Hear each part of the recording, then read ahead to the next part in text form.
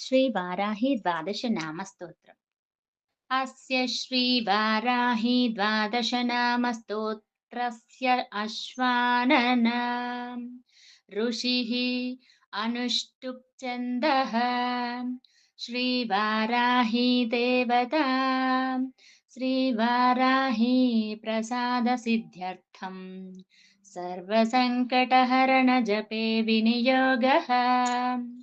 हयग्रीव उवाच शृणु द्वादशनामानि तस्या देव्याः घटोद्भवा यथा कर्णनमात्रेण प्रसन्ना सा भविष्यति।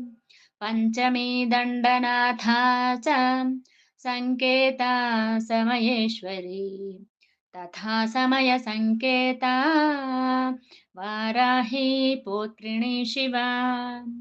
वार्ताली च महासेना आज्ञाचक्रेश्वरी तथा अरिघ्नी चेति सम्प्रोक्तम् नाम द्वादशकं मुने।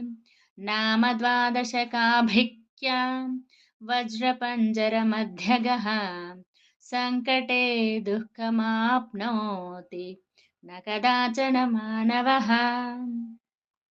एतैर्नामभिरभ्रस्ताः सङ्केतां बहुतुष्टुवुः तेषामनुग्रहार्थाय प्रचचाल च सा पुनः।